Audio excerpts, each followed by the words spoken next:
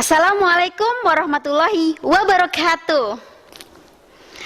Apa kabar abang dan kakak yang tetap semangat di rumah? Bertemu lagi dengan Bu Hajijah dalam belajar bahasa Indonesia asik walaupun di rumah saja. Ya, kali ini Bu Hajijah akan menyampaikan materi tentang ide pokok. Materi ide pokok sudah kalian dapatkan di pelajaran di kelas sebelumnya. Dari kelas 3, kelas 4, bahkan kelas 5. Di kelas 6 ini kita hanya mengulangi saja.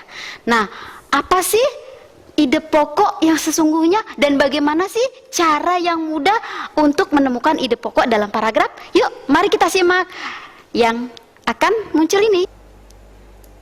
Nah, ide pokok adalah masalah utama yang dibahas dalam suatu paragraf.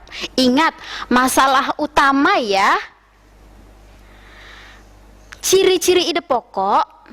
Yang pertama, kalimat berupa pikiran utama atau gagasan utama.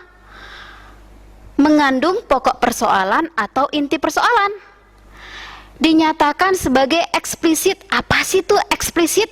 Eksplisit itu terus terang, disampaikan secara terus terang, gamblang dalam kalimat utama atau kalimat topik. Ide pokok dituangkan dalam satu kalimat dan kalimat tersebut disebut juga kalimat utama. Biasanya kalimat utama dapat diidentifikasi dengan mudah. Diidentifikasi itu dapat diketahui ciri-cirinya. Nah, ciri-cirinya sangat mudah dapat kita temukan apabila kita mengikuti langkah-langkah berikut, yaitu cara mudah menemukan ide pokok.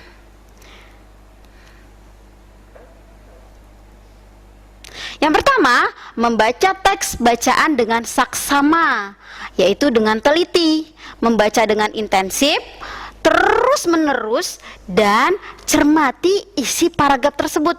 Ingat ya, harus kita baca. Percuma dong kita mau mencari ide pokok kalau tidak kita baca dulu. Selanjutnya, mencari kalimat utama dari bacaan yang diberikan. Tapi tidak semua ide pokok berada di kalimat utama.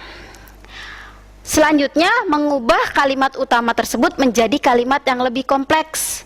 Ini kalau ide pokoknya terdapat di kalimat utama tersebut.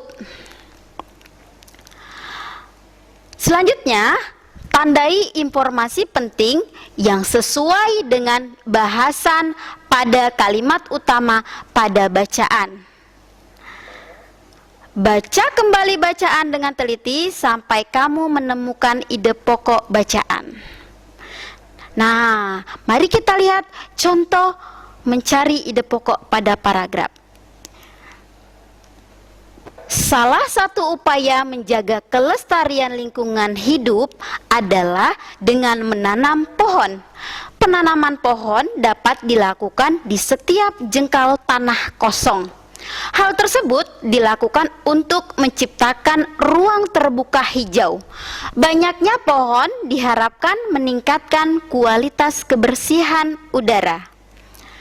Nah, pembahasannya adalah pada paragraf tersebut kita sudah temukan kalimat utama berada di akhir paragraf. Kalimat utama pada bacaan tersebut adalah banyaknya pohon diharapkan meningkatkan kualitas kebersihan udara. Nah, kesimpulan paragraf untuk bacaan pada soal memiliki inti yang sama dengan kalimat utamanya. Maksudnya, ide pokoknya berada di kalimat utama. Sehingga kita temukan ide pokoknya adalah menjaga kelestarian lingkungan dengan penanaman pohon untuk meningkatkan kualitas udara. Bagaimana? Ya, untuk berikutnya kita satu lagi kesempatan untuk membaca teks berikutnya. Baik, soal kedua. Sebentar lagi musim penghujan akan segera tiba. Sejumlah persiapan pun dilakukan pemerintah Provinsi DKI Jakarta untuk mengantisipasi masalah banjir yang sering terjadi ketika musim penghujan datang. Selain melakukan normalisasi waduk, Pemprov DKI pun mulai melakukan simulasi terkait penyaluran logistik kepada warga saat banjir. Pemprov DKI mempelajari berdasarkan hasil evaluasi dari musibah banjir yang terjadi pada tahun sebelumnya. Nah, mari kita bahas bersama. Pembahasan bacaan yang diberikan pada soal membahas tentang upaya yang dilakukan dalam mencegah banjir oleh Pemprov DKI. Upaya yang dilakukan telah disebutkan dalam bacaan yang meliputi normalisasi waduk, simulasi penyaluran logistik, dan mempelajari hasil evaluasi musibah banjir yang terjadi pada awal tahun sebelumnya. Sehingga gagasan utama atau ide pokok yang terdapat pada paragraf tersebut adalah antisipasi Pemprov DKI terhadap banjir. Nah, anak-anak, apakah kalian sudah mulai paham? Nah, untuk mengetahui sejauh mana kalian memahami cara mencari ide pokok pada paragraf, Ibu akan memberikan beberapa soal mencari ide pokok pada paragraf. Siap-siap menerima ya melalui Google Form. Terima kasih. Wassalamualaikum warahmatullahi wabarakatuh.